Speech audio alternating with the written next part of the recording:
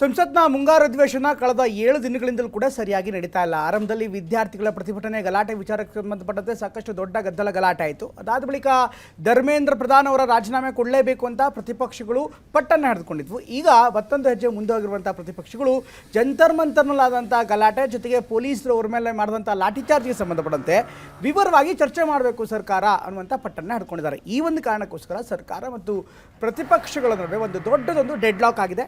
ಇದೇ ಕಾರಣಕ್ಕೆ संसद नड़ीता ಇಲ್ಲ.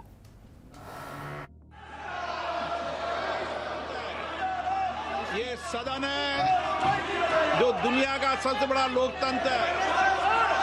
माननीय सभापति never happened in the history of India.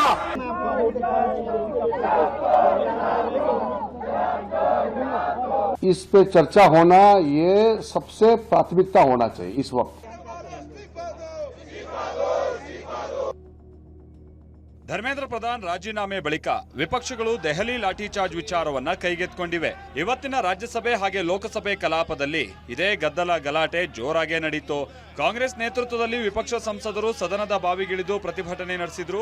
Lathi charge ಬಗ್ಗೆ ಗೃಹ ಸಚಿವ ಅಮಿತ್ ಶಾ ಸ್ಪಷ್ಟನೆ ಕೊಡಬೇಕು ಅಂತ ಇಂಡಿಯಾ ಒಕ್ಕೂಟದ ಸದಸ್ಯರು ಆಗ್ರಹಿಸಿದ್ರು. ಪ್ರತಿಭಟನೆ ಘೋಷಣೆ ಹಿನ್ನೆಲೆ ಸದನವನ್ನ ನಡೆಸೋಕಾಗದೆ 4 ಬಾರಿ ಮುಂದೂಡಿಕೆ ಮಾಡಲಾಯಿತು. सदन 5 बजे तक के लिए स्थगित किया जाता है.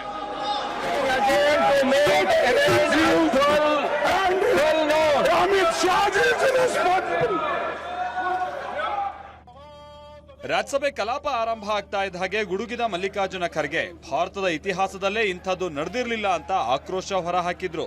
It is never happened in the history of India that the boys were beaten and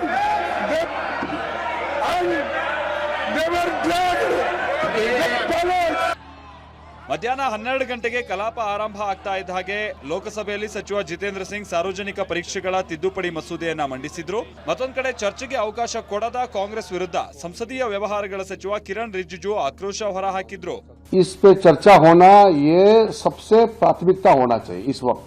मुद्दे को भटकाने के लिए और मुद्दे चेंज करने के लिए कोई कोशिश ना करें.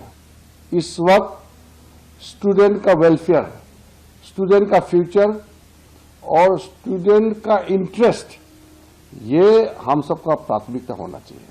पार्लियामेंट में इस वक्त कोई दूसरा विषय लेकर के नहीं आना चाहिए, नहीं तो टॉपिक डाइवर्ट हो जाएगा. ಲೋಕಸಭೆ ಗದ್ದಲದಿಂದಾಗಿ ಸ್ಪೀಕರ್ ಓಂ ಬಿರ್ಲಾ ಸಂಧಾನ ಸೂತ್ರವೊಂದಕ್ಕೆ ಕೈ ಹಾಕಿದ್ದರು. ಆಡಳಿತ ಹಾಗೆ ವಿಪಕ್ಷಗಳಿಗೆ 3 ಗಂಟೆ ಕಾಲಾವಕಾಶ ಕೊಟ್ಟಿದ್ರು. ಚರ್ಚೆ ಮಾಡ್ಕೊಂಡು ಬನ್ನಿ ಅಂತ ಹೇಳಿದ್ದರು.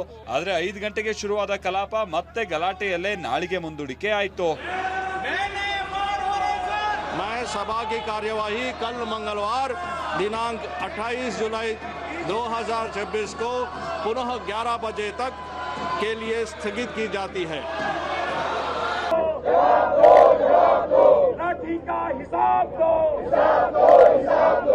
ಇದೆಲ್ಲದಕ್ಕೂ ಮುನ್ನ ಸಂಸತ್ ಭವನದ ಆವರಣದಲ್ಲಿ ಇಂಡಿಯಾ ಒಕ್ಕೂಟದ ಸಂಸದರು ಕೇಂದ್ರ ಸರ್ಕಾರ ಹಾಗೆ ಬಿಜೆಪಿ ವಿರುದ್ಧ ಪ್ರತಿಭಟನೆ ನಡೆಸಿದ್ರು. ಮತ್ತೊಂದು ಕಡೆ ರಾಜೀನಾಮೆ ನೀಡಿದ ಬಳಿಕ ಮಾಜಿ ಸಚಿವ ಧರ್ಮೇಂದ್ರ ಪ್ರಧಾನ್ ಸಂಸತ್ಗೆ ಬಂದಿದ್ದರು.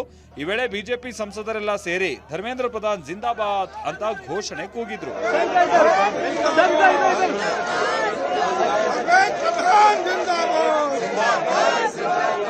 ಹರೀಶ್, TV9 ಬೆಂಗಳೂರು.